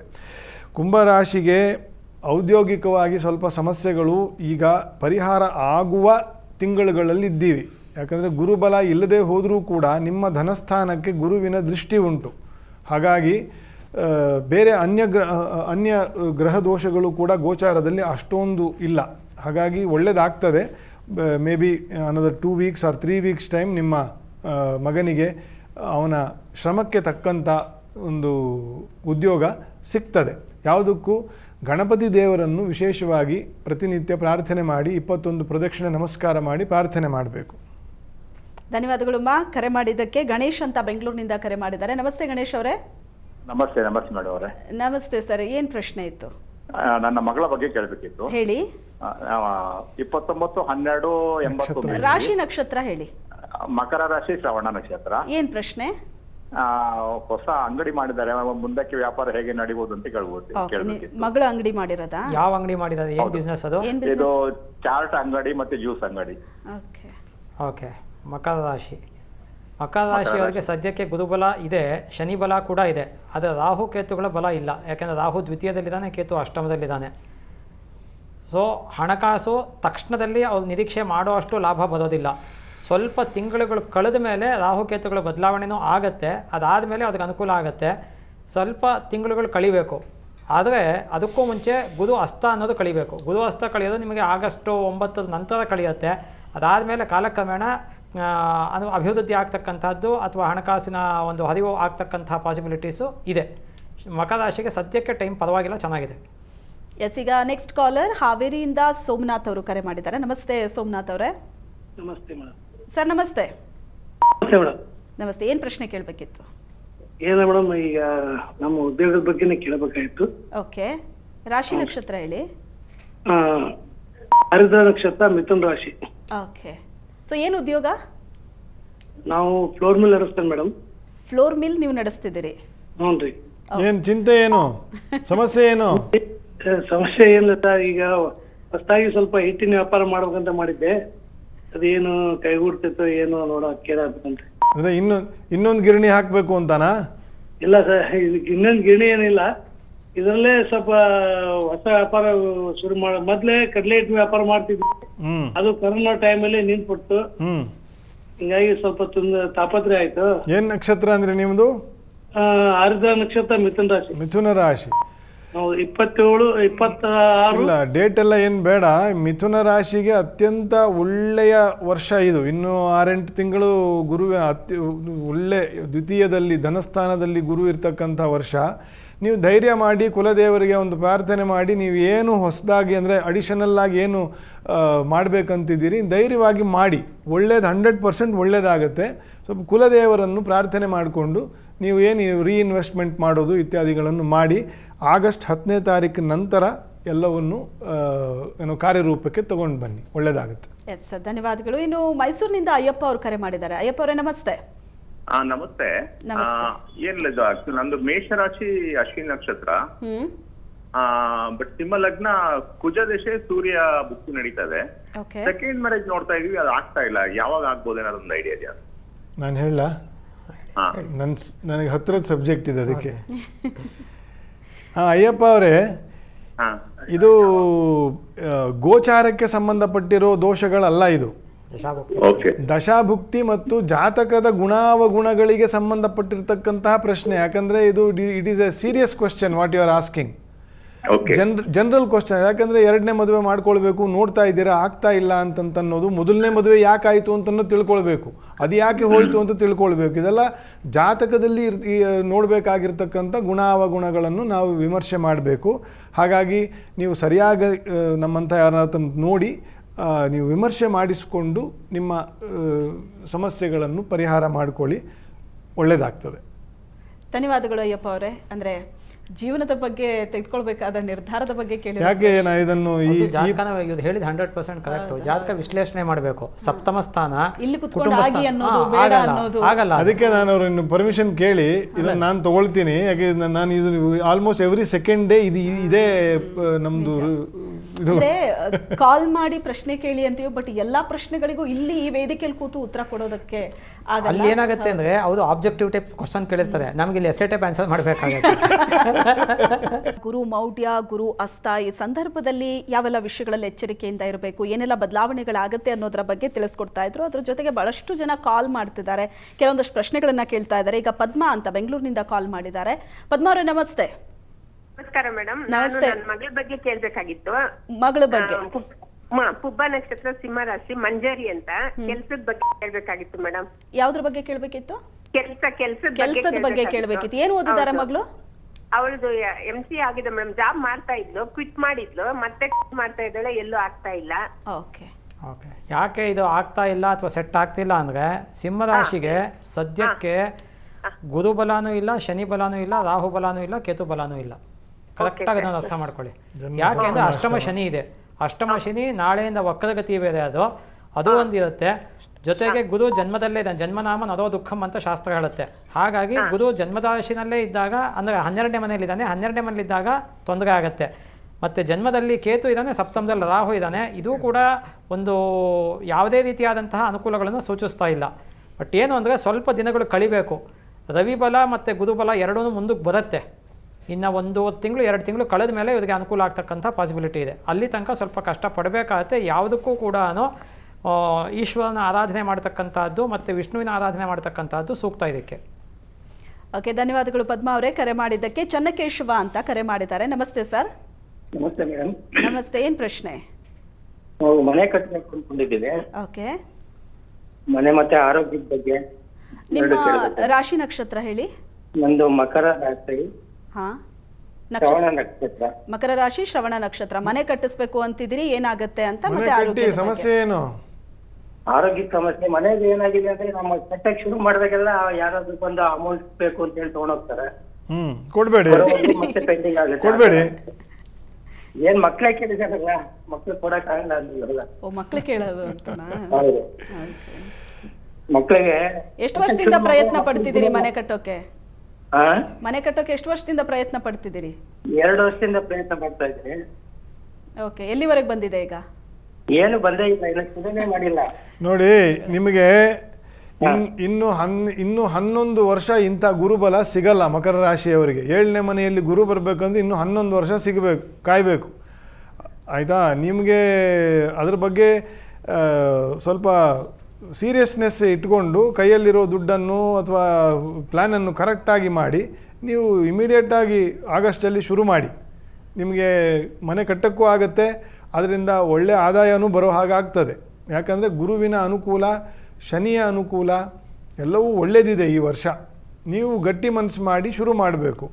ಅನಾರೋಗ್ಯ ಸಮಸ್ಯೆ ಅಂತಂತ ಹೇಳಿದ್ರಿ, ಸರಿಯಾಗಿರೋರ ಹತ್ರ ಒಂದು ಸತಿ ಜಾತಕವನ್ನು ಸರಿಯಾಗಿ ವಿಮರ್ಶೆ ಮಾಡಿಸ್ಕೊಳ್ಳಿ, ಒಳ್ಳೆಯದಾಗಲಿ.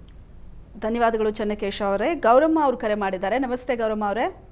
ಹಲೋ, ನಮಸ್ತೆ ಮೇಡಮ್. ನಮಸ್ತೆ. ನಮಸ್ತೆ. ನನ್ನ ಮಗನ ಮದ್ವೆ ಬಗ್ಗೆ ಕೇಳ್ಬೇಕು ಮೇಡಮ್. ಓಕೆ. ಅವನ್ಗೆ ಆಲ್ರೆಡಿ ತುಂಬಾ 30-32 ವರ್ಷ ಆಗಿದೆ. ಯಾವ ಬಂದ್ರು ಸೆಟ್ ಆಗ್ತಾ ಇಲ್ಲ. ಈಗೊಂದು ಹುಡುಗಿ, ಬೆಂಗಳೂರಿದೊಂದು ಹುಡುಗಿ ಬಂದಿದೆ, ಅದು ಬಂದಾಗಿದೆ, ಈಗ ಅಂತ ಇದ್ರೆ ಅದೇನಾದ್ರೂ ಸೆಟ್ ಆಗುತ್ತಾ ಏನು? ರಾಶಿ ನಕ್ಷತ್ರ ಹೇಳಿ ಮಗಂದು. ವೃಶ್ಚಿಕ ರಾಶಿ, ಅನುರಾಧ ನಕ್ಷತ್ರ ಮೇಡಮ್. ಹುಡುಗಿದ್ ಬಂದಿರೋದು ಯಾವ್ದಮ್ಮ ಇದೆ? ಹುಡುಗಿದು ಮಕರ ರಾಶಿ, ಜೀವ ಅಂತ ಹುಡುಗಿ ಹೆಸರು. ಅದು ಬೆಂಗಳೂರು ಹುಡುಗಿ ಬಂದಿದೆ. ಮಕರ ರಾಶಿ, ಜೀವ ಅಂತ ಹುಡುಗಿ ಹೆಸರು. ನಕ್ಷತ್ರ ಗೊತ್ತಾ? ನಕ್ಷತ್ರ ಗೊತ್ತಿಲ್ಲ. ಆಯ್ತು. ಇದು ನೀವು ಹೇಳ್ತಿರೋದು ವೃಶ್ಚಿಕ ರಾಶಿ ಮತ್ತೆ ಮಕರ ರಾಶಿಗೆ ಕೇಳ್ತಾ ಇದ್ದೀರಾ ನೀವು, ಹೊಂದಾಣಿಕೆ, ಜಾತಕ ಹೊಂದಾಣಿಕೆ ಆಗತ್ತಾ ಅಂತ. ವೃಶ್ಚಿಕ ರಾಶಿಗೆ ಮಕರ ರಾಶಿಗೆ ಅಂದಾಗ ಕುಜ ಮತ್ತೆ ಶನಿ ಆಗುತ್ತೆ. ಇದು ಕುಜ ಶನಿ ಸಮಶತ್ವ ಬರುತ್ತೆ, ಆದ್ರಿಂದ ಹೊಂದಾಣಿಕೆ ಕಮ್ಮಿ ಆಗತ್ತೆ ಇದಕ್ಕೆ. ಅಲ್ಲ, ಹುಡುಗಿ ಏನಾದ್ರು ಅಕಸ್ಮಾತ್ ಅವ್ರು ಆಗುತ್ತೋ ಅಥವಾ ಒಪ್ಕೋತಾರ ಹೆಂಗೆ ಅಂತದ ಗುರುಗಳೇ? ಅದನ್ನೇಮ ಹೇಳ್ತಿರೋದು. ಇವಾಗ ಮಕರ ರಾಶಿಗೂ ವೃಶ್ಚಿಕ ರಾಶಿಗೂ ಕೂಡ ಹೊಂದಾಣಿಕೆ ಸ್ವಲ್ಪ ಕಮ್ಮಿ ಆಗುತ್ತೆ. ಹಾಗಾಗಿ ಒಪ್ಕೊಳ್ತಕ್ಕಂತಹ ಪಾಸಿಬಿಲಿಟೀಸು ಕಮ್ಮಿ. ಅಕಸ್ಮಾತ್ ಒಪ್ಕೊಂಡ್ರು ಕೂಡ ಮುಂದಕ್ಕೆ ಏನಾದರೂ ಸಮಸ್ಯೆ ಆಗ್ಬೋದು. ಯಾವುದಕ್ಕೂ ಕೂಲಂಕಷವಾಗಿ ಜಾತಕವನ್ನು ಪರಿಶೀಲನೆ ಮಾಡಿದ್ರೆ ಕರೆಕ್ಟಾಗಿ ಇದಮಿತ್ತಮ್ ಅಂತ ಹೇಳ್ಬೋದು ಅದಕ್ಕೆ. ಹಾಗಾಗಿ ಜಾತಕ ಎರಡರದ್ದು ತೊಗೊಂಡೋಗಿ ಪರಿಶೀಲನೆ ಮಾಡಿಸಿ, ಹುಟ್ಟಿ ಡೇಟು ಟೈಮು ಪ್ಲೇಸು ತೊಗೊಂಡೋಗಿ ಪರಿಶೀಲನೆ ಮಾಡಿಸಿ ಕರೆಕ್ಟಾಗಿ ಗೊತ್ತಾಗುತ್ತೆ. ಓಕೆ, ಧನ್ಯವಾದಗಳು. ಈ ಮದುವೆಗೆ ಹುಡುಕ್ತಾ ಇರೋರಿಗೆ ಅನೇಕರಿಗೆ ಸಮಸ್ಯೆ ವೈಯಕ್ತಿಕವಾಗಿ ಜಾತಕಗಳನ್ನು ಸರಿಯಾದ ಕಡೆ ವಿಮರ್ಶನೆ ಮಾಡಿಸ್ಕೊಂಡಿರಲ್ಲ. ಗುರುಬಲ ಇದೆಯಾ, ಶನಿ ಬಲ ಇದೆಯಾ? ಅದು ಈಗ ಅವ್ರು ಹೇಳಿದ್ರಲ್ಲ 30-32 ಆಯ್ತು, ಇನ್ನು ಮದುವೆ ಆಗಿಲ್ಲ ಅಂತ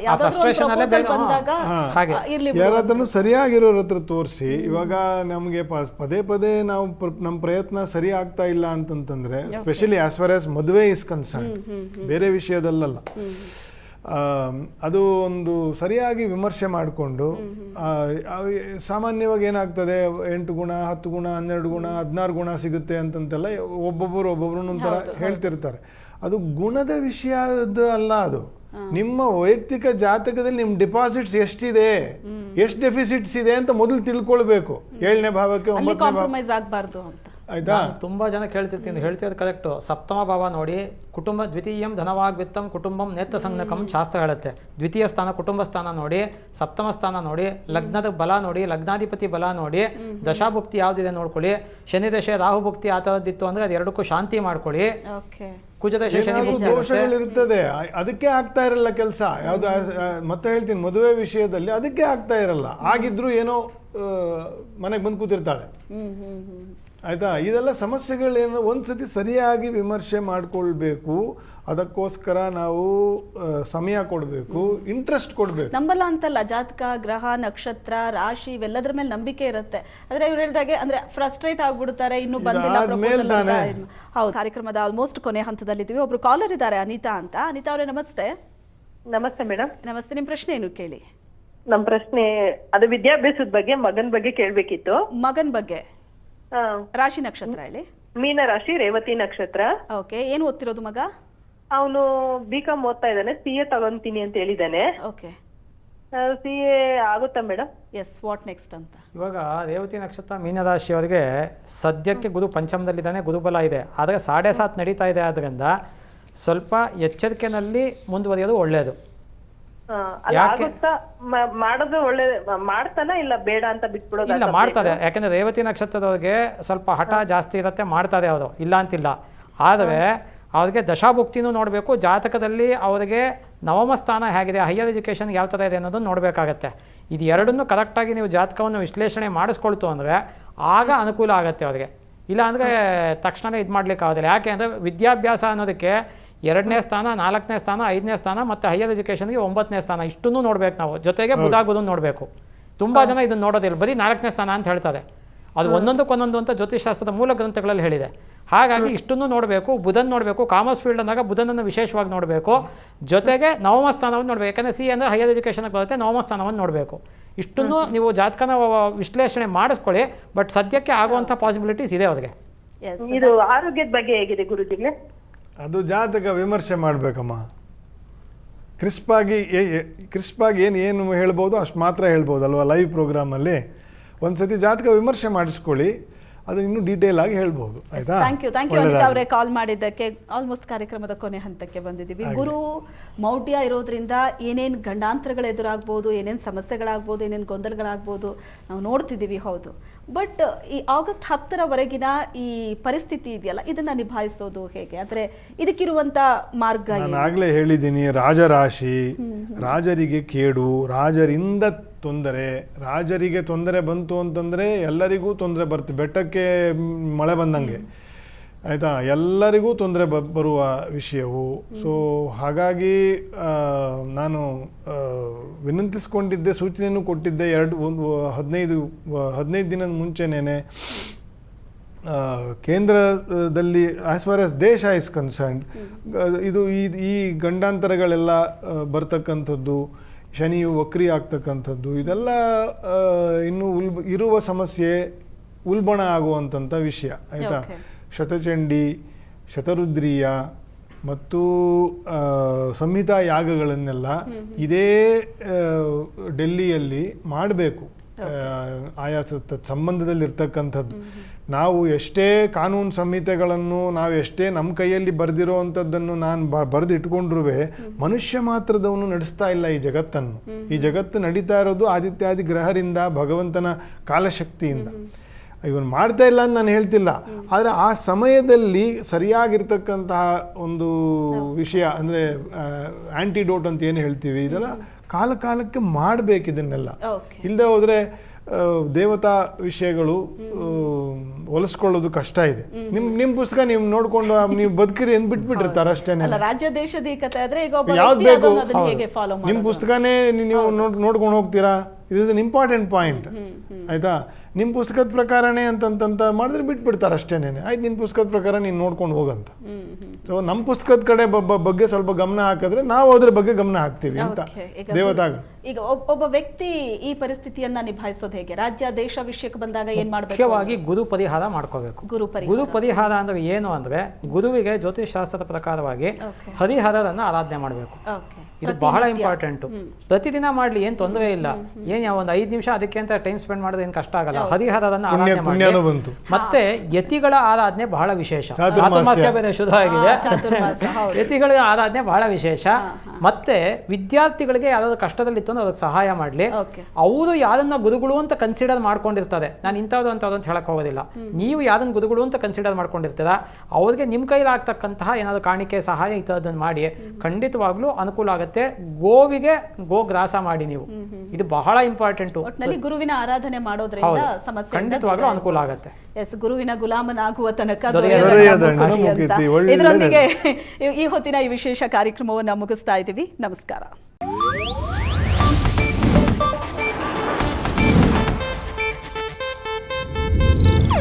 ಇದು ಏಷ್ಯಾನೆಟ್ ನ್ಯೂಸ್ ನೆಟ್ವರ್ಕ್ ಪ್ರಸ್ತುತಿ.